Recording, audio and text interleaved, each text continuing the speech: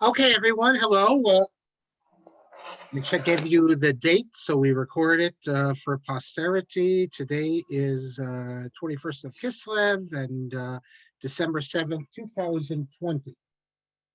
Okay, a number of things to do. First, Ruvain from Paris sent me this regarding, this takes us back already months, but it's not really what I was speaking about. But let me show you what he sent me. Hold on, let me open up my, so you can see, share the computer sound with you. Why can't I see my screen here? Here it is. Oh, hold on a second. Let me get it ready. So as soon as I pop up, you'll see it. Here, you should be able to see this now. I'm going to enlarge the screen. He wanted this. He sent me, this is video of the former chief rabbi of France, prior to that chief rabbi of Marseille, at a funeral of the mayor of Marseille, and it's in a church. So here.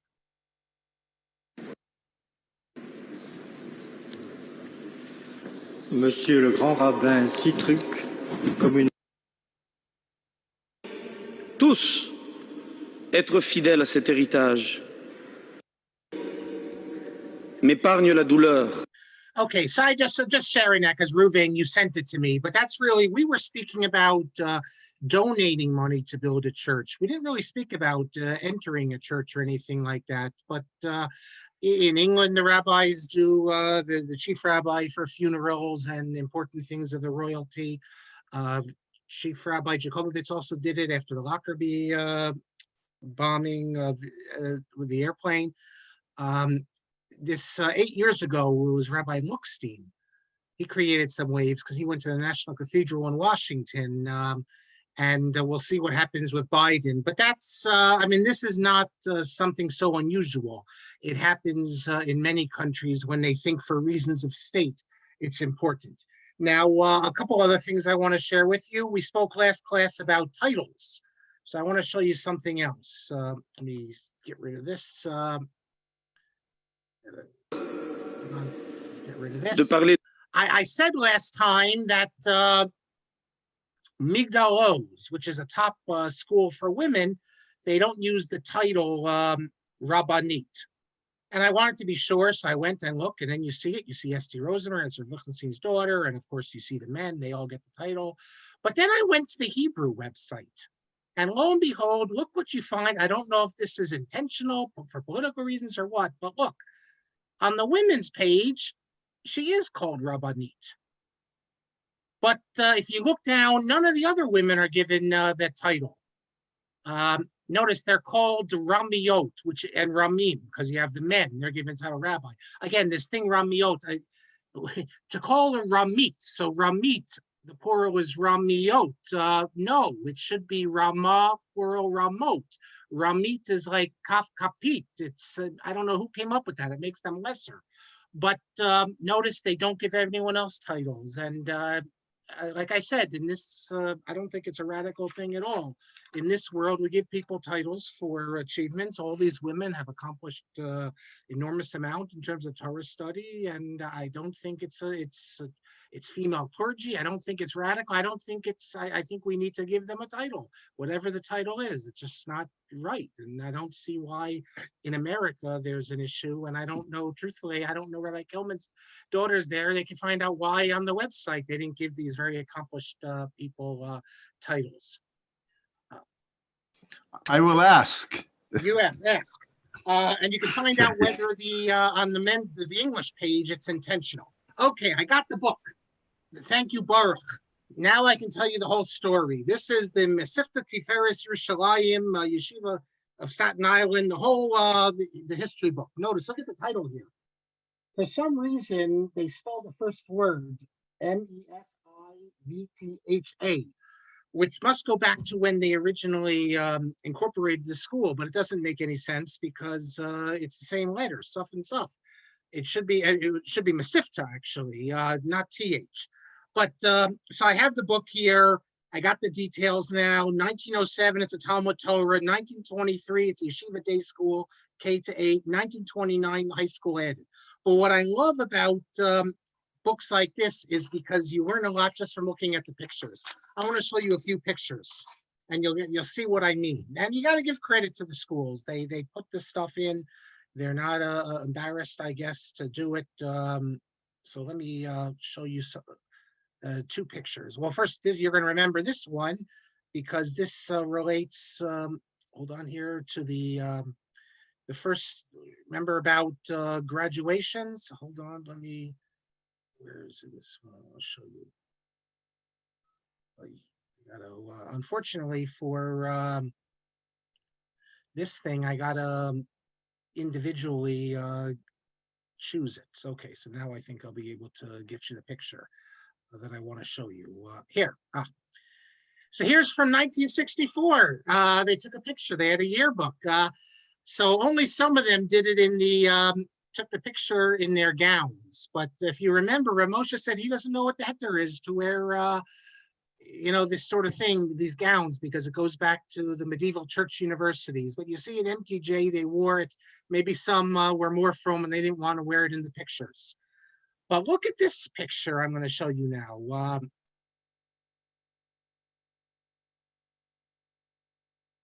on, I got to choose individually again. Take a look at this. Let me enlarge it for you. This is from the 1940s, Mincha. And look what you got there. You got the Israeli flag on the right there. I showed you already Torah Vadas when marching with the Israeli flag. Here you have at MTJ the Zionist flag. It wasn't the Israeli flag. In those days, it was called the Zionist flag. If you look, I have a book here. Here it is. It's you can see it. It's by Rabbi Ari Shvat. His father was the principal for a number of years of SAR, but he's an Israeli, teaches at the Israeli schools. He wrote a whole book, part of it dealing with the Israeli flag. And he has a whole chapter here about Ramosha Feinstein's view of the Israeli flag, because Ramosha Feinstein has a tshuva in the 50s, 57, which is very negative about the flag. He refers to the leaders of Israel as Rishayim, and he doesn't like having a flag in shul, or any flag in shul, American flag either. But he doesn't think it's a prohibition. He just thinks the Israeli flag, he's not into it. The question was, did his position change over the years? You can read this book. What I find of interest is that on 1935, it reports that when Ramosha was in charge of MTJ, he allowed the students to march with them Israeli flags and American flags at the end of the year celebration, finishing up the year. And this took place in the Beis Medrash. And he quotes here Rav David Feinstein, who explains that his father only opposed the flag during davening. But other than that, it wasn't a problem. And he also quotes Rav David Feinstein as saying that he even permitted the tefillah for the Rishlom HaMedina, if you wanted to do that. And so he makes the argument that, and there seems to be evidence that there was a change in Ramosha's view. He has a letter, for example, where he says that Inyan Saha Ganahu Inyan Gadol. He says that being in the Israeli army is a great thing. He writes this to two students from Yeshiva at Netiv Meir, but he tells them it's better to learn Torah. But the fact that he says it's an important thing, that obviously diverges from the standard Haredi position. In addition, he quotes Rav Ephraim Greenblatt, who we know so well. Coincidentally, Rabbi Shvat, who because of the very first class I did in this series, 28 classes ago, remember I mentioned that Rabbi Ephraim Greenblatt was in the Irgun, and I told the whole story. Rabbi Shvat heard the talks, or heard of them, and he sent me a letter from Rabbi Greenblatt, which he refers to in the book, but I never asked him. I know him a bit, just through correspondence. He also was my daughter's teacher last year at Lindenau. And I'm holding the letter here here it is, from Rabbi Greenblatt. And Rabbi Greenblatt tells the whole story.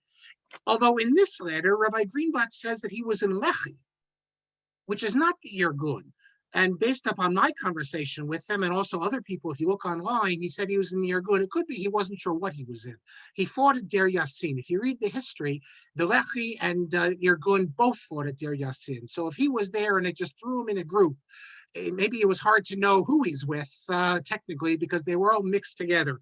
And he tells the whole story, how his brothers, two brothers were in the army, his brothers-in-law. He says he never really thought about it halakhically, just, the Arabs were attacking the Jews, so he figured it's something he has to do.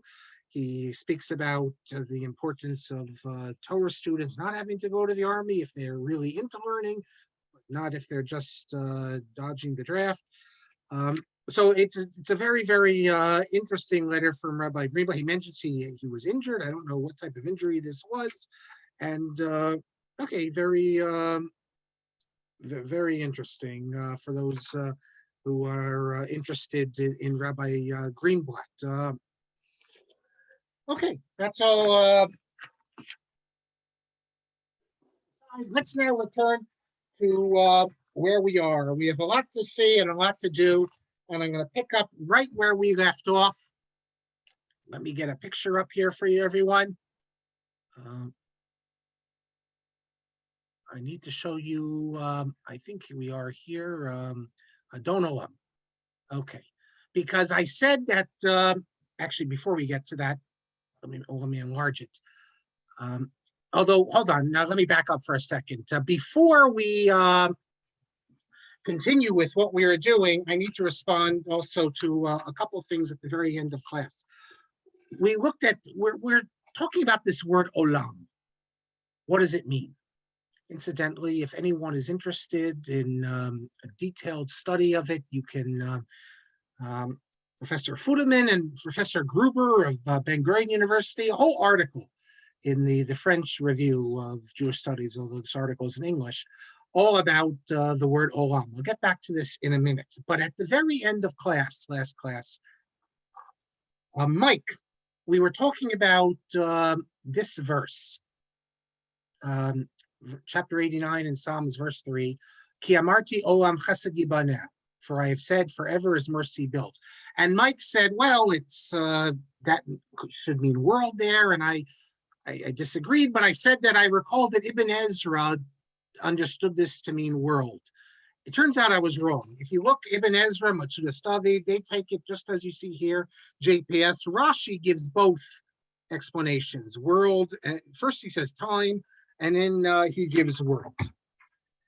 So that's how we left it. And I explained to you why I thought, let me pull up the Adon Olam here. I told you that, oops, sorry, I'll get to this in a second. Well, I could show you here. Adon Olam, that I thought Adon Olam meant eternal Lord. And that was the point of what I wrote about this years ago, because everyone pretty much assumes that it doesn't, actually, everyone pretty much assumes that it means master of the world. I mentioned that in the new RCA Siddur, they do have it as eternal. Also, see, Isser writes to me that the new RCA Siddur, they leave it as both. They have eternal mass. They have it as master of the world, but they say that some also read it as it translates as eternal. I wonder if that's because of my post where I dealt with Art Scroll.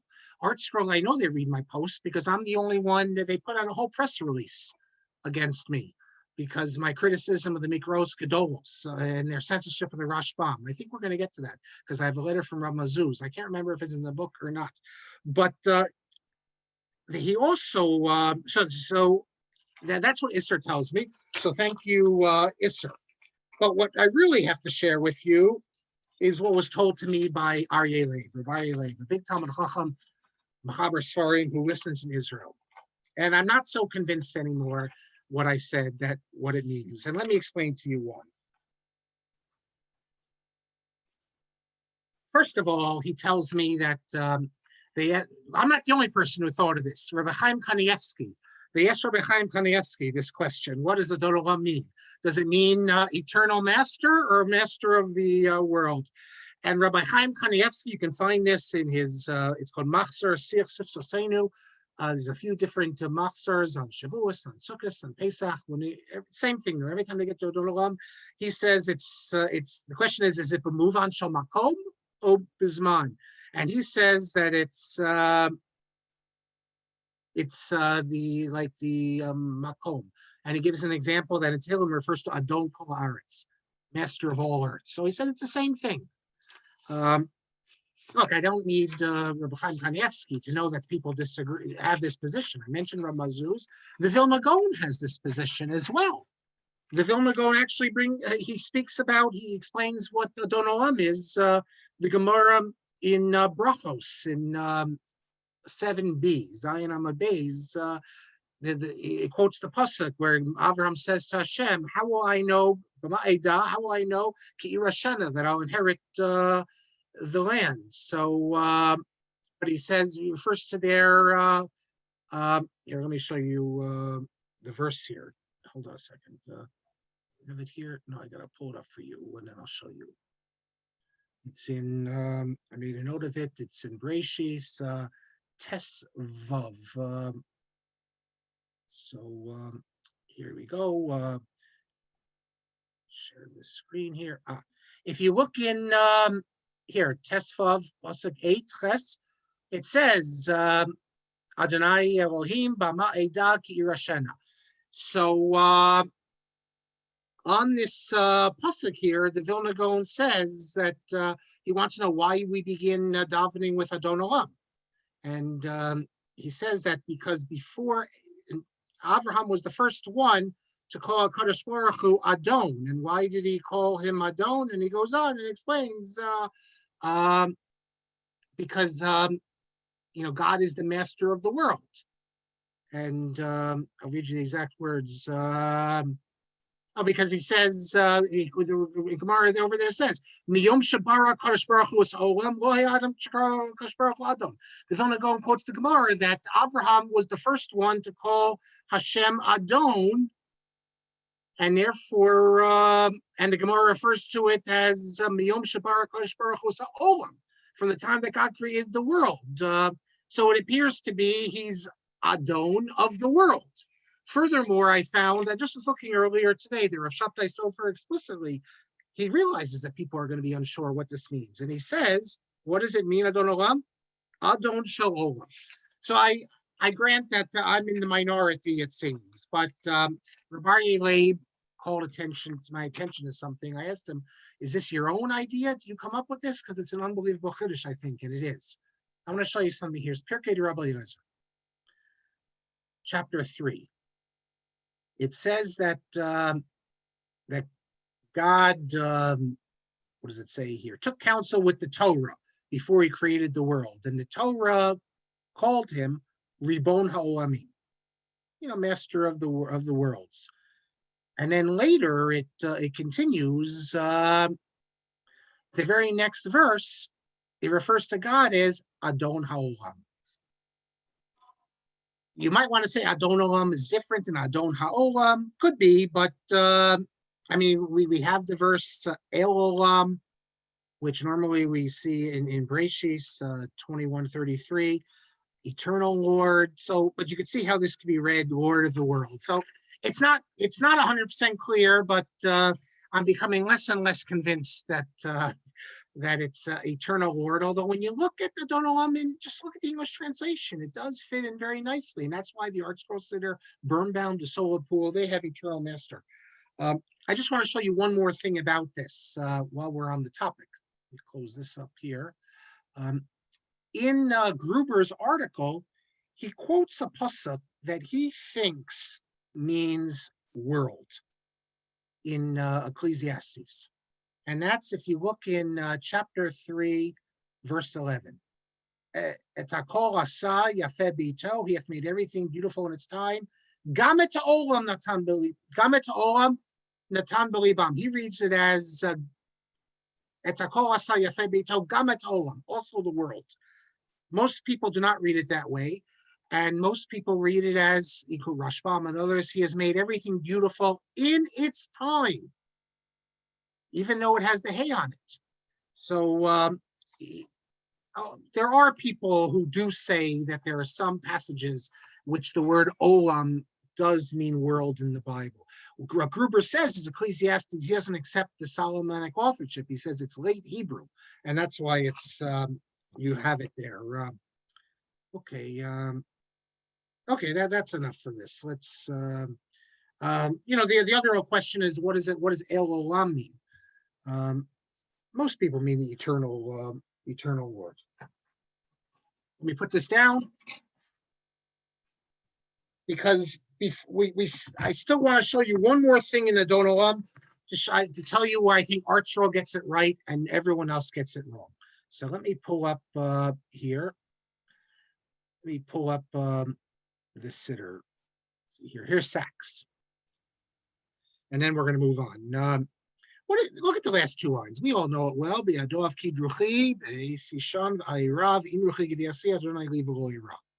So look how Sachs translates this.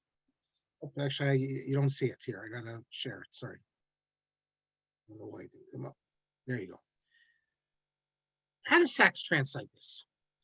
Into his hand my soul I place. When I awake and when I sleep. Adonai the Lord is with me, I shall not fear. Body and soul from harm will he keep. If you look at the last two lines, they're out of order. Well, Sachs does a good job in making it rhyme. But the last two lines, in order to make it rhyme, they're out of order. Well, what does it mean? Hashem li lo ira.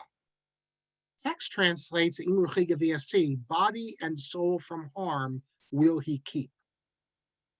Hashem li lo ira, the word is with you, shall not fear. Body and soul from harm will he keep. There is no way that the imruchi geviasi can mean body and soul from harm will he keep. The words imply nothing about keeping from harm. ArtScroll gets this right. I think I have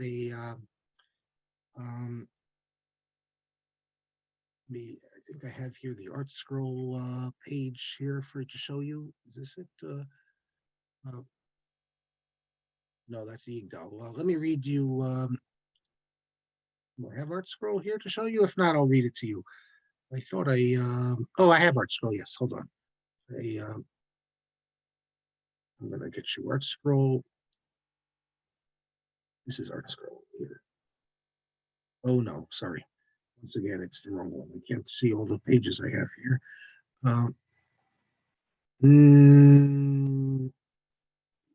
Okay, I definitely see the ArtScroll. Let me just find it for you. I got so many things I want to show you this class that it's can't keep track of everything.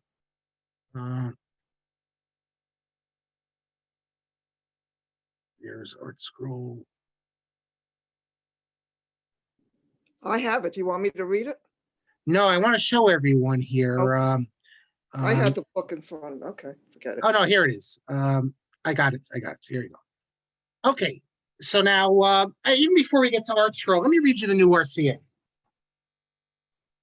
right, does anyone people have this sitter? The new RCA sitter? I don't know. Text someone if anyone has it, right in the chat. It happens to be a great sitter. I think all the OU shuls should use this sitter, but logistically, it's never going to happen for the simple reason that they all have the ArtScroll, and it would cost a fortune to get rid of it. Now, anytime if you have, let's say, 500 sidurim, so if you need to be replaced, you buy the new ones, the ArtScroll. And you just replace it. Other than synagogue in Boca Raton, I heard, which completely got rid of the ArtScroll and put the RCA in, it's hard to see because shuls don't like to have two different types of sidurim. And some shuls, and I know one in particular, that they got rid of all the ArtScroll and used the core in the Sachs one. So I feel bad because this sitter took many, many years of work. It's a great sitter. It's much more sophisticated in terms of the commentary. It has a religious Zionist, modern Orthodox perspective. You have it's hard. You got to give ArtScroll all the credit. They got in this market in the 1980s, and they were able to conquer all the shuls. So I question whether this sitter will ever really be able to make it But so how do they translate here, these last lines? With my body, my soul will stay, which I think is correct. But how do they translate the Adon Kibruchi? I entrust my spirit to his hand when sleeping and when awake. Beisishan the Iran. However, that's really not correct. I'll show you what Art Scroll did, which I think is really brilliant. So you got to give credit where credit is due. No, this is not Art Scroll. I just had Art Scroll actually. So why am I doing that again? Where's my Art Scroll? Here's my Art Scroll. Take a look at the words here. The Imruchi Geviasi. Sorry, Bi'adov Kibruchi Ba'esi Shan V'ayira. Art Scroll translates as follows: into his hand I entrust my spirit when I go to sleep, and I shall awaken. That's what V'ayira means. Not when I'm awake, as we see the other Siddurim do, but when I awaken. Why is this so brilliant? Because this is an allusion to the famous midrash we're all taught in school, that when you go to sleep, your spirit returns to God and is given back to you in the morning. It's a new creation, Bria Chadasha. Now, this isn't just some random midrash. It's derived from Tehillim, chapter 31, verse 6, which is the words, Biadchav Kibruchi. That's the midrash is on those words. The midrash is commenting on the exact words of Adon Olam. This shows that Art Scroll's translation has beautifully captured the correct meaning of what does it mean? Be'esi shan, when I go to sleep, va'ira, and then I awake, and it's with me. I awake, because that's what the midrash says. That when you wake, your soul is given back to you. That is, you go to sleep, and it's with God, and then you awake, and it's back with you again. So shkoyach to Art Scroll, and now we can understand the next verse. What does it mean? With my spirit shall my body remain. Since my spirit has returned and joined with my body, I know that God is with me and I shall not fear. Very nice. Kol kavod to Art Scroll. Now let us move on to the next siman. Let me put this all away. I have so many books here for what I'm going to show you. Number 109. We're going from this is page 232. We're going from Adon Olam to Yigdal. Let me show you Yigdal now. Show you the Art Scroll Yigdal. Enlarge it. Yigdal is the 13 principles of faith in poetic form. There's about 100 different poetic forms for the 13 principles of the faith. It became quite popular. Yigdal is only the most famous. What we're looking at is the fifth principle. The fifth principle, it's strange because it's not a principle of faith. The fifth principle is that you are not permitted to worship any being other than God. You can't worship stars and angels and the elements or anything like that. That's not a principle. It's a halacha. It's a command. But that's what the principle is. So it's unusual. It's this principle that creates all the problems with the slicha we say, or don't say, machnise rachamim, where you ask the angels to bring your prayers before God, or even the third paragraph of Shalom Aleichem, which the Briskers and others don't say. Barchuni l'shalom, you're asking the angels to bless you.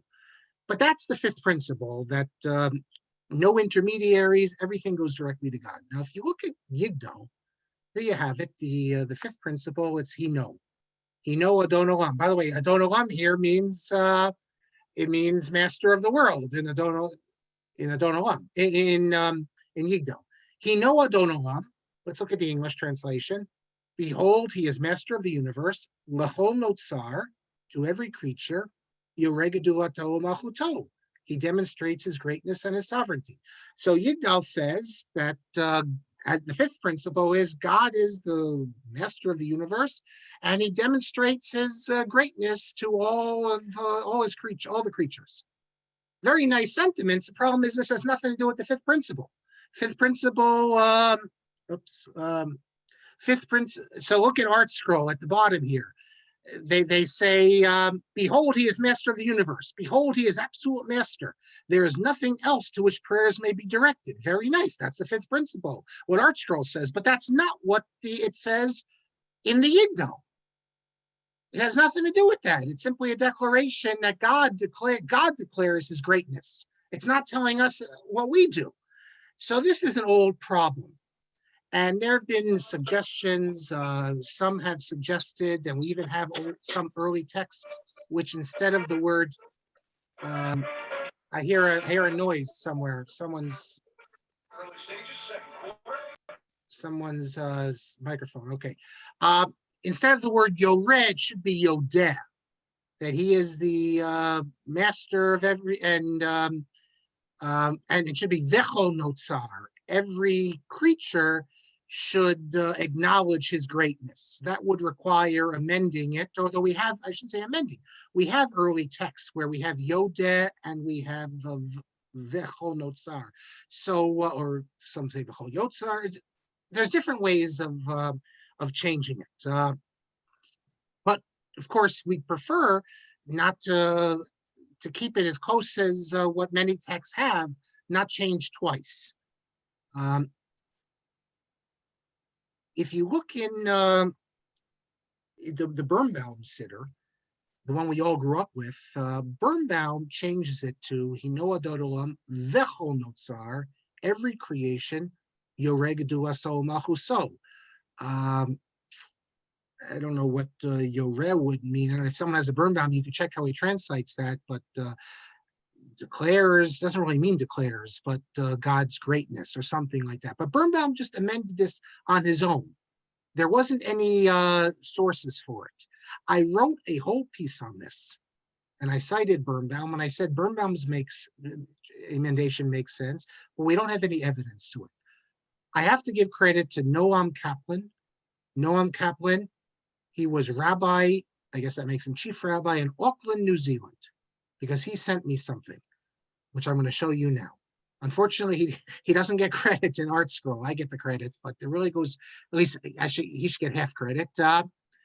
I guess that makes him chief rabbi of New Zealand. I don't think we've ever had anyone listening to our classes from New Zealand. We've had many from Australia. In January, in the Morocco trip, we had a longtime listener. He came with his whole family.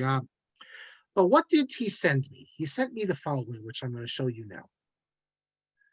Lo and behold, there are two early Siddurim. I'm going to show you them. One is Lisbon. Ooh, I don't even have to. One is Lisbon, 1490. 1490, that makes it an incunable. Very, very early. That's what they call early printings before the 16th century. Do I have it here? Yes. Here it is. 1490, Portugal. Jews are expelled from Lisbon, Portugal in 1497. Really, they're not really expelled as much as forced conversion. Well, what do you have here in the third line here? Hino Adon Olam Vechol Notzar Yoreh. That every creature shall, the word Yoreh, it means like, you have to translate it as acknowledge, just like Yodeh, but it's clearly a resh, if you can see the Daled on the previous line. Furthermore, here we have from 1540, a machzor from Bologna, Italy. And what do you have here again? Take a look, Hino Adon Olam, it's clear, Vechol Notzar. So now we have, it's not just speculation or conjectural emendations. We actually have sources to indicate this. So how does this then relate to the Siman? Well, because Rabbi Mazuz speaks about this. Again, we have a lot of questions here to Rabbi Mazuz, and he doesn't know what to make of the principle of Yigdal. He thinks maybe Yodeh. So I wrote to him, and I showed him these two sources, and he has a difficulty with this because he says that it's difficult to accept the word Yoreh. What does Yoreh mean? He says the source of Yigdal was the 13 principles, and what is the principle?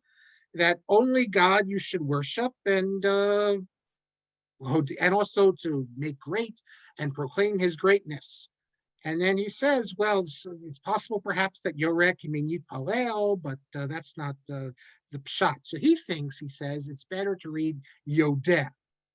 And he thinks that maybe in what I just showed you in Lisbon and Bologna, there's a typo. It should be Yodeh.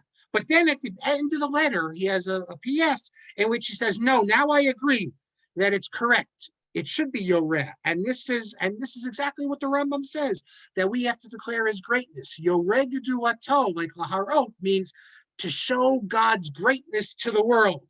And then he quotes, that's what the Ramban, he quotes something from the Ramban that what do we do in synagogues? We gather and we make known that God created everything, and we have to publicize it.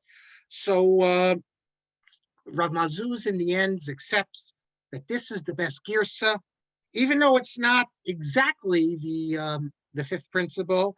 Nevertheless, it's he accepts it. So when the RCA Siddur, it was years in the making. I showed this to Rabbi Basil Herring because they also were going to have to deal with this. So here you have Yigdal, Friday night, not Shabbos, not during the morning. If you look in this is my claim to fame. If you look in the RCA Siddur, what page is this? Well, I don't have the page here, but it's the Friday night. You have it right here. What's their girsa? Adon Olam v'chol notzar. They tell you everything I just tell you, the problem with the text. And also it says here, for this reason, we here use the text. Let me enlarge it. Found in both a 15th century Portuguese Siddur and a 16th century Italian Machzor, and endorsed by Meir Mazuz, which reads, V'chol notzar yeregedu aso. To every creature shall make his greatness and sovereignty, and every creature shall make his greatness and sovereignty known. This is more faithful to the Rambam's intent, that we are duty bound to serve only God and to magnify his name and sovereignty as we do for none other. Professor Marc Shapiro. So there you go. We made it into, I feel bad about Noam Kaplan though. He pointed it out to me, but I guess, you can't start, what are you gonna say? Thanks to Noam Kaplan who gave it to me, and they wouldn't have cited it for me. It was Rabbi Mazuz. And I'm the one who got him on the record. This is before it was in the book, obviously. This Siddur came out a couple of years ago. So that's why I get the name. But Noam, I thank Noam if you're listening publicly in the Sfarim blog. And so that's the RCA Siddur. So it ends up having the same thing as the Birnbaum Siddur, but at least they justify it. And it's not a speculative, conjectural emendation. It's based on earlier sources, and it makes sense. Yodeh, the problem with Yodeh is, Yodeh really, it means to like acknowledge in a sense of like your motive of mitzvahs or something. It doesn't really mean you proclaim. And Yoreh, it would be better if it had to worship, if Yigdal, but for whatever reason, you have to make these things rhyme. They didn't put in to worship only God. They put in to acknowledge only God. It makes perfect sense. And, the Lamed, the Chol Notzar, that doesn't make any sense. Ad Khan Simon Kuftet. Now we're up to Simon 110. We're actually going to skip a number of them in a minute because they get too technical, but this is also a good one. Mah Nishtanah. This is page 233. What's the business with Mah Nishtanah? If I saw, I think I might have here. Hold on. I have it. Mah Nishtanah. I save it here. Here. Anyone who's interested in Mah Nishtanah, everything you need to know about Mah Nishtanah, you get this in, we spoke about Professor Steiner a couple weeks ago. Professor Steiner's article, The Original Structure and Meaning of Mah Nishtanah and the History of its Interpretation. 40 pages all on Mah Nishtanah. After all, Mah Nishtanah could mean Mah Nishtanah was not a question, how is this day different, but how different is this day? And then give the 4 explanations. But here, let me pull up Mah Nishtanah for you. Here's Mah Nishtanah. Mah Nishtanah. Actually, before we even deal with the question that I have for Rabbi Mazuz,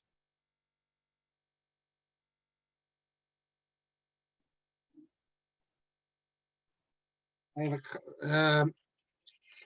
hold on. This takes us back to the old question we had. What's Mah Nishtanah halayla hazeh? So the Vilna Gaon asks, why is it halayla hazeh? Laila is feminine, which everyone talks about. How could it's in the Vilna Gaon's parish on the Haggadah. How could the Gaon say this? Because we know that it's masculine. It's masculine all throughout Tanakh. Some people say he couldn't have said it. It must be a student made a mistake. All sorts of explanations given. But he did say it. The Shla also says it. Rabbi Aryeh Leib, again from Israel, sent me, there's a commentary on the Groz Parish on the Haggadah, who takes this up. He does mention, incidentally, that there's that there's one place, he says, look in Eov here, 32:20. Al Tishaf Halayla. Now, if you read this here, it says desire not the night, and that's how Rashi understands it. But Ibn Ezra understands this as, Ibn Ezra says that no, in this, Laila is being treated as feminine, and it's the night will not desire. So perhaps there's one place in Tanakh where Laila is treated as feminine, but most don't understand this in that way. But he explains that the Vilna Gaon is not speaking about Laila. When the Vilna Gaon says Laila is feminine, he's not speaking in terms of dikduk. He's speaking in terms of Kabbalistic things. And he has a whole explanation here. No one else understood it that way, but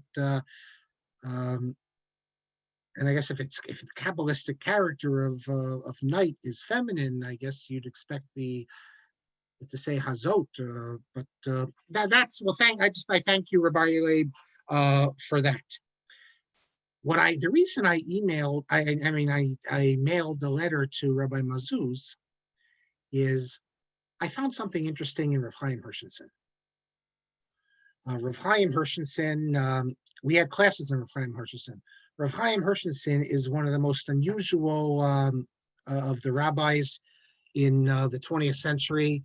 Let me get a picture of him for you so you can see him. We had a number of classes on him. I found a picture of him here. Hold you up again. Here he is. There's Rav Chaim Hershenson. He had all sorts of unusual ideas.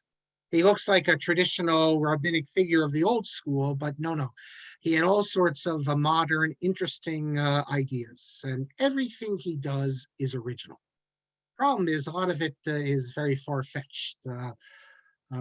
But this I didn't think was so far-fetched.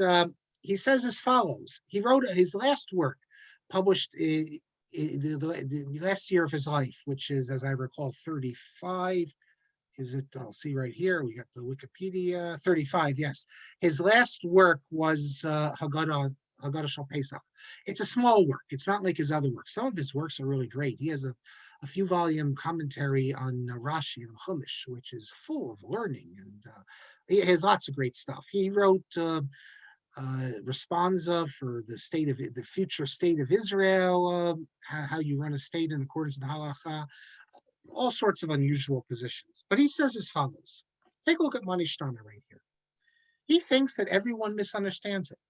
He thinks we see this as the four questions. Everyone knows the four questions. Fear kashas, as they say in Yiddish. He thinks this is a mistake and everyone is wrong. Rather, the way it should be read is, there's one question. Mah Nishtanah halayla hazeh mikol halayla. How is this night different from every other night? And this is then all an answer.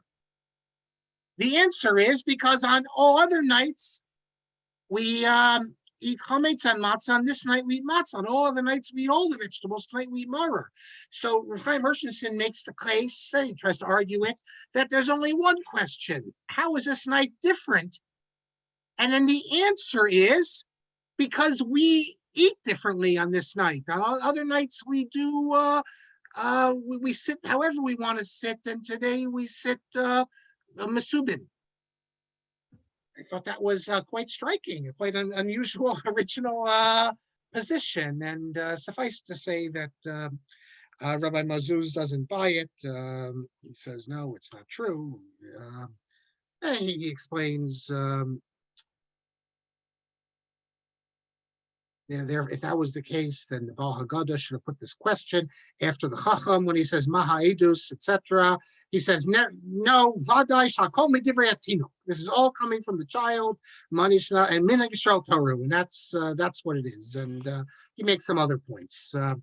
But so fine. So we're not. But this is an example of Rabbi Chaim Hirschson. He's always coming up with things. You've read this 100 times. No, it never occurred to anyone, I'm sure. But once he says it, you look at it, you have to think about it.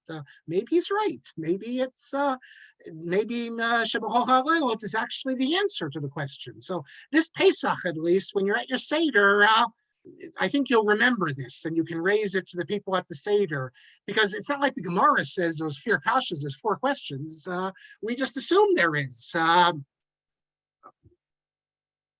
And it's more than an assumption. If you read Steiner's article, the Rishonim will discuss this, but the question is, where is it all one big question beginning Mah Nishtanah, or is Mah Nishtanah not a question, but an exclamation? But everyone assumes that the 4 questions there are actually questions, not an answer. The next, so that's the end of the Siman. Now, the next few questions here, numbers 111, 112, 113. I really can't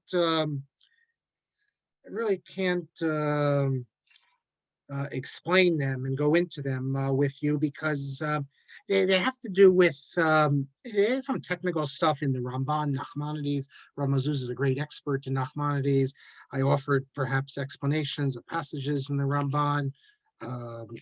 I pointed out something in the Midrash. Unless you're, as they say in Yeshiva, unless you're holding in it, I'm going to show you a passage, and I'll show you one, give you an example of it. But, these are unusual poetic passages, which everyone struggles over what they mean. So I give my explanation. He tells me that I'm wrong. It means something else. Fine. But I'll show you one. So we skip now to 114. So we skip 3 simanim. And this I will show you an example, because this is a long, very long letter of mine, somewhat long, with his answers, and we deal with a number of different issues. So let me begin. I'm going to pull up something for you. Rabbi Mezuz, as I said, is a great expert in the Ramban. Now, the Ramban wrote poetry. He wrote Melitza type stuff, which most people just completely ignore. But why should we ignore it? It's the Ramban, it's Nachmanides. In the introduction, the Ramban wrote a letter. He tried to make peace. The scholars of northern France wanted to ban the Rambam's. They did the Rambam's philosophical works, to put a ban on people who study philosophy. The scholars of southern France responded by banning anyone who would ban the Rambam's works and defending the study of philosophy. The Ramban tried, Nachmanides of Gerona, famous Nachmanides, tried to make peace between the different camps. He agreed that the study of philosophy should be limited. It should be at a certain age before you should study it. On the other hand, he did not oppose it in its entirety, and he thought that the people in the north, in their opposition to the Rambam's philosophy, went too far. So he tried to have the middle ground. Now, in this letter of Nachmanides, this is, for those who read Hebrew, you'll appreciate this. This is the only example I think I'm going to give of the sort of correspondence I had with him in these matters, because I think it's interesting. He says as follows.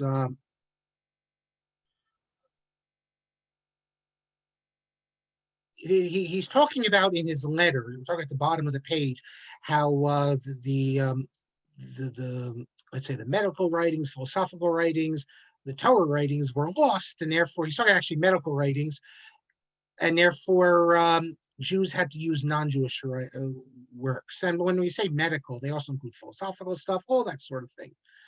And then he says as follows, the bottom third to the bottom line. He says, "V'hutzrachu therefore Jews, because we lost our works." That's a theme in rabbinic writing, that we had all these works and then we lost them, so that's why we have to go for the Chachma. for medicine, for philosophy, all the things that you need. If you want to understand theology, medicine, etc., we had to go to the Greeks, not because we don't have it originally. We did, but we lost it, so we have to go to the Greeks. The problem is now we have to be very careful because although the Greeks have true stuff, good stuff, they also have a lot of bad stuff in there. So that creates the problems, how to filter out the bad so we only have the good. So he says they were forced to study from the Greeks, and here's the passage. Since they were forced to study from the Greek writings, nimshachu halavavos achar haminus, hearts were dragged after heresy. Hischilu b'shevach v'saimu b'gnus. They began with praise and ended with degrading.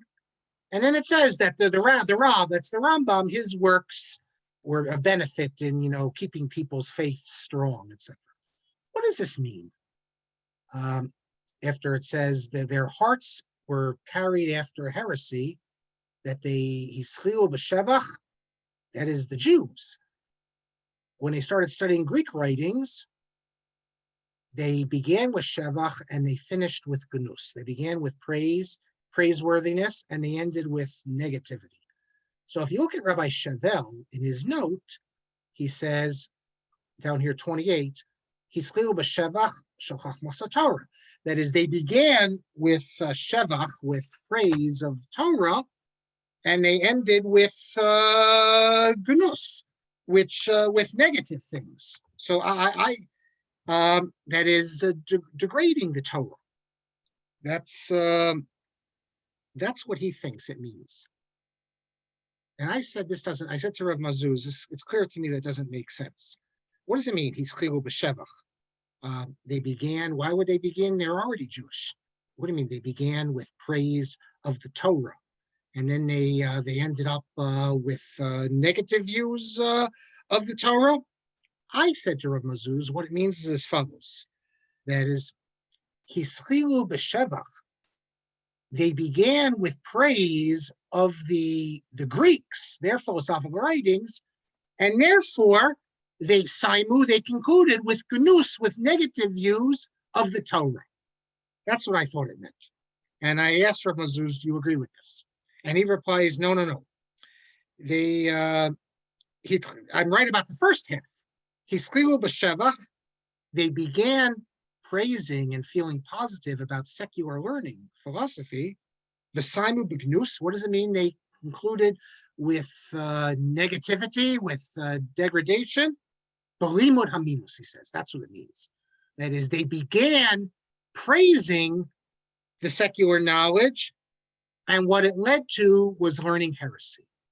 Just give you one example of the back and forth that I had with Rav Mazuz about many of these very cryptic lines in the Ramban. It's unclear, many of them, what they mean. One more thing we have. This is a long letter. We're going to talk about a lot of things in this letter. The second part of the letter, because what I did is I have a number of long letters to Rabbi Mazuz where I combine with like 10 things. I collect about 10 different things, and then I write to him.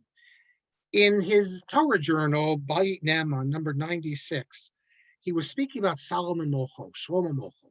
Shlomo Molcho was from Portugal, Marano, and converted. He came back to Judaism, and with David Ruveni, he got this idea of the Messianic era has arrived, and he ended up being executed, but he was traveling all over as proclaiming redemption is near. They want to go to the Pope. They want him to give them armies so they can conquer the land of Israel, all sorts of crazy stuff.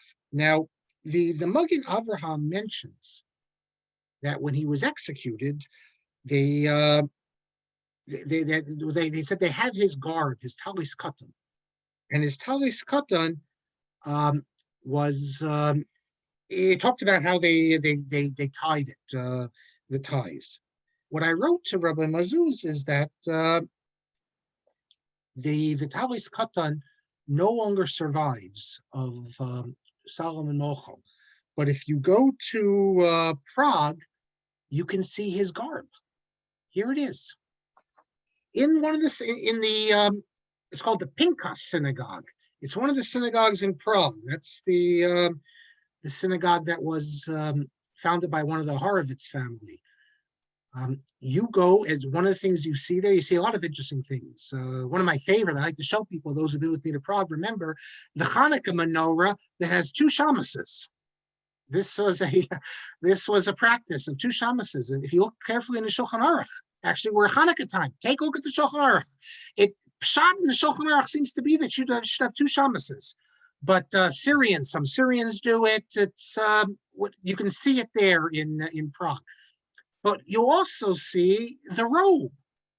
There's the robe, which you can see of Solomon Molcho, who it says was burnt in Mantua in 1532. This became a relic. Like Catholics have relics, so we have relics also. The Tosas Yom Tov, who was in Prague, of course, he mentioned seeing this. Not only is the robe, his flag. Here's a picture of his flag. Solomon Molcho's flag that he carried. I don't know if they had to bribe the executioner to take it back, but this you will find in Prague when you go there. I see we've run out of time. We have all, we're going to get into interesting things. What is Kiddush Hashem? What is, when do you have to give up your life? And what's the Rambam's position on this? Can you call a synagogue Bethel? There's a city in Israel, Beit El. Stuff about Rav Kook, about rabbi doctors, and Rabbi Ben Amozik. And then we're going to move into a Satmar author. One of the most interesting Satmar authors around today. Very open-minded. You think Satmar can't be open-minded? I tell you that's not true. I'll show you his books and you'll see. We even have someone listening to us, who listens to us every week, who is, I guess you could call him a chassid of this Satmar author. And we will we'll get to that and other good stuff. Lots of good stuff coming. So let me make a mark here, and we're in the middle of Simon Kuf Yud Dalet to Rabbi Mazuz. Let me take the questions.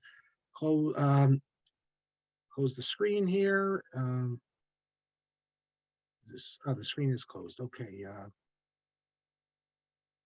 Let me see. Get to the questions here. Okay, everyone, pull up the chat. Start at the beginning.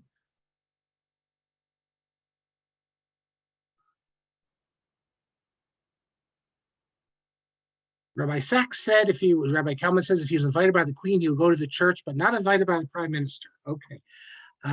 When they say notice the dress code and headwear, you're talking about, I'll pull it up again so you guys can see.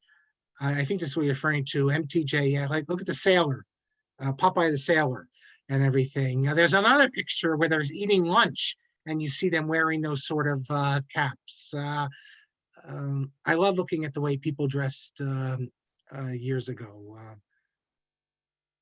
If you look in the book, it's only like when you get to the 80s, you start seeing yeshivish garb, or late 70s. Rabbi Kelman says that Rabbi Shvat will soon be giving a Torah in Motion Zoom series. I'm assuming maybe on Rav Kook, I don't know, but because he's really a great expert on Rav Kook, but not only on Rav Kook, he even made he made the Israeli newspapers because he wrote something, I think it was in Chomen or Tzohar. He talked about the halachot of what they call the honey trap. When can you have a woman spy seduce let's say a figure from, let's say, Iran to get information? And this goes back to the issue of Queen Esther, what she did in Yael. So everyone picked up on that. But most of his scholarship is on Rav Kook. Mel says, Rabbi Rakefet has said many times that whenever Moshe's descendants told him that the only thing Moshe regrets having written are the harsh words he used in the tshuva about the flag. You see, and normally you say you wonder about, what grandchildren say, but in this, he has many other examples where he has a much more positive view. What he says, he says that the people running Israel, they're all Rishaim, and therefore the flag is their flag. It's not really true. The flag is a representative of all the people who were there, even if they weren't, even if they were religious. Rav Soloveitchik, of course, has a very different view. Rav Soloveitchik develops the idea that the flag is like Tashmishe Kedusha, that it has sort of like a quasi-holiness. The Rav says, if someone was murdered by anti-Semites, he's a kadosh, you bury him together with the clothes he's in, the bloody clothes. And the Rav says that is like the flag. Jews died defending in the name of defending under this flag. And therefore the flag has this significance, this quasi-halachic significance, very different view. Yes, Alan, I agree. Adon Olam, everything else is about time.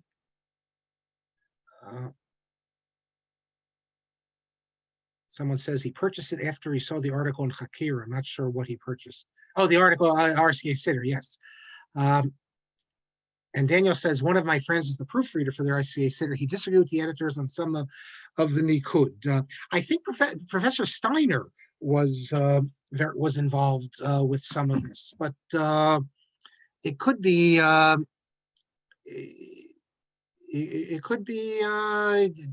there's disagreements. I had a disagreement in one thing. I think they made a mistake. But look, it's they were very careful in what they did, and it took many years. The reason it took so long is because they were waiting for an essay by Rav Lichtenstein, which never came, and this is for years. But they have halachot in here. Can it ever become the sitter of shuls? Because they can't afford to get rid of all of them and put them in. Mel says it's ve'ira, right? Not va'ira. You are correct.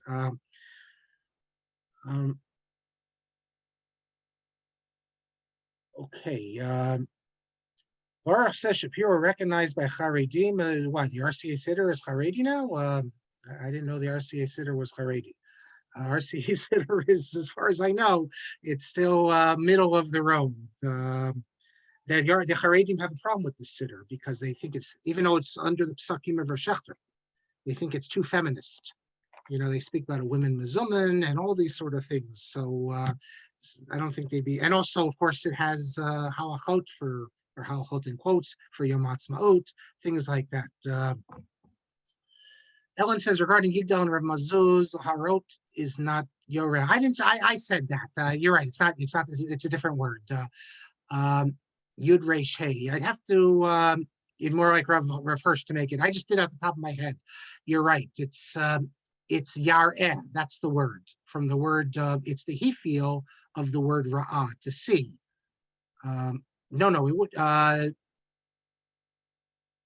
Is it? I have to look. You're right. Is it? Are we dealing? We're dealing with Yud Resh Hey, not Resh Aleph Hey.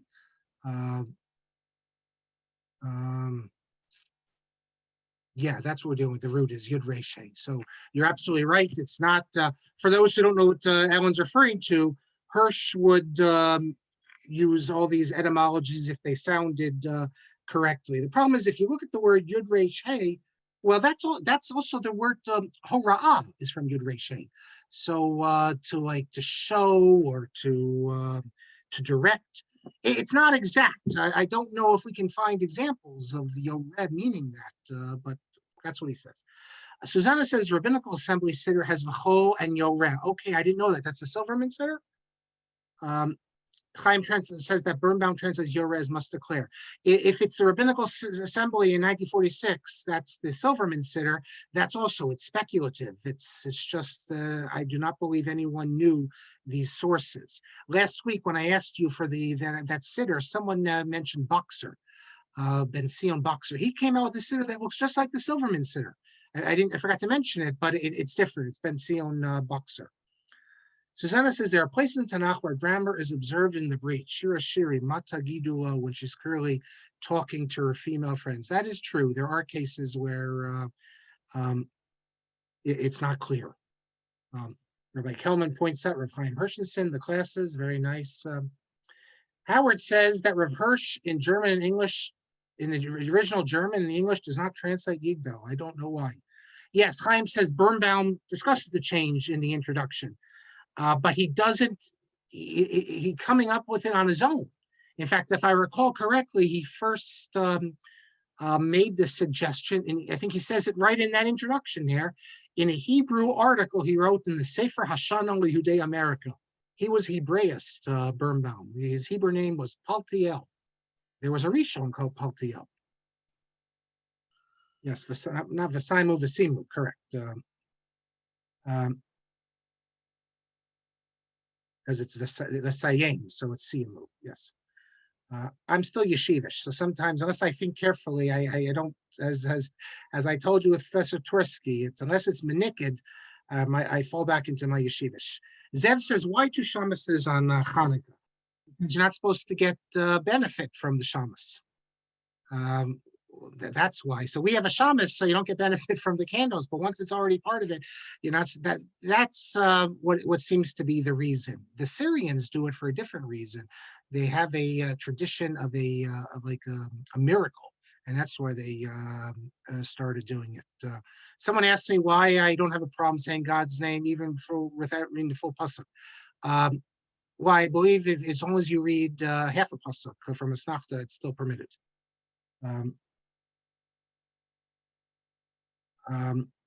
Art Scroll puts it out, if I recall. No, Art Scroll does not put this out. This is not put out by Art Scroll, the RCA sitter.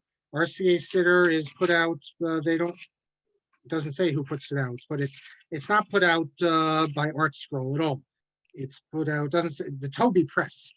You're thinking of the first Art Scroll, or the RCA, the original one. That's the Art Scroll sitter, just with a couple of sections, just a couple pages for the Prayer for the State of Israel and Saul Berman's introduction.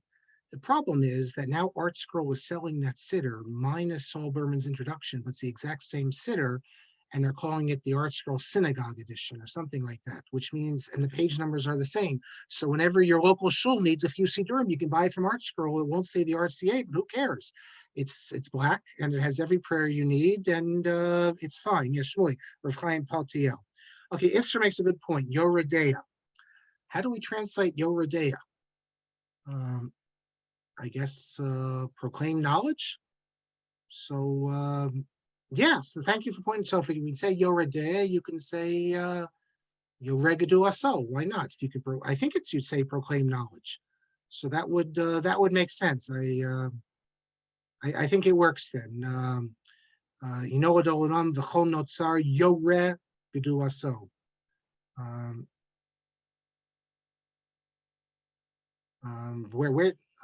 Where offhand, no. The Torah uses it, but he doesn't explain, as I recall, why he uses that term. Anyone know offhand?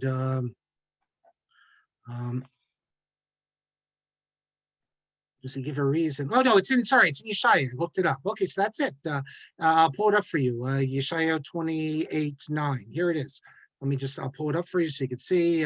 Okay, we're getting somewhere today. So if we go here, and this will be it, I think, for tonight. 28:9. Here it comes from. Tum showit et mi yoredeya, from using the word like as in hora'ah. Who shall we teach knowledge? But when we say Adon Olam v'chol notzar yoregadu ato, it doesn't mean teach his greatness. It has to mean proclaim his greatness. So teach and proclaim. It's sort of the same thing. There's a passage in the Midrash that says of like 1 of 1,000 who come in to the Beit Midrash, one goes out for hora'ah. So hora'ah does not mean it doesn't mean a posek. It means teaching, but we often use that to be posek. Okay, and finally, Howard says the RCA Data is a worthwhile purchase and learning experience. I agree with you. I brought it to show for a few weeks, and I learned from it. I read the commentary. They have interesting essays in the back. Very nice. And finally, Evelyn says you have to cut poets a bit of slack, and we'll end with this, not only in Hebrew, in English as well. And in Hebrew especially, you can't ask questions on poetry why the accent is on the first syllable when it should be on the last syllable, etc., because things need to rhyme. And even with great figures like the Ramban and others, sometimes they'll try to fix. One of the things I mailed Rabbi Mazuz about was that it seems that the Ramban is using a form that appears nowhere in Tanakh, that he just created. It's a pual form of a word, the verb asaf. But it seems to work there. So yes, you have to cut poets a bit of slack, including in Tanakh, perhaps. There, I gave an example once in a post I did, where it seems that even in Tanakh you have an example where they do that. So thank you all. If I'm wrong, Moshe, if I always was of the assumption based on sources that if it's not the complete pasuk, if it's half a pasuk, you could still use Hashem's name. If I'm wrong, email me and let me know, and I'll stop doing it. But I believe that that's what the post can say, that if it's a complete clause from a snachta, you're allowed to, and which is what I've always done, but could be wrong. Okay, Rabbi Kelman. All right, very good. Thank you. Of course, Kalir was heavily criticized for his making up of Hebrew. That's Yes. goes without saying. And if I comment Zev when he asked on the two shamases on Hanukkah, so Danny Sperber has an article, I believe, about that, where he says that there were many menorot, whatever you want to had two shamashim. One because we have to use the light, the classic reason, as we all know, and the second one because of the machlokat makliki miner liner. They didn't want to use one. In other words, one to use it to light the candle. So we do for both. We use the shamash to light the candle, and we use it to derive benefit. But he said some custom developed, they wanted one shamash to light the candles. That's one reason. And another one to gain benefit from the light. So they would have a total of 10 candles. That's in his book, Minhagei Yisrael. Correct. That's in his book. He has a whole book. One of his volume 5 is all dedicated to Hanukkah. But anyways, that's Okay. thank you. Okay.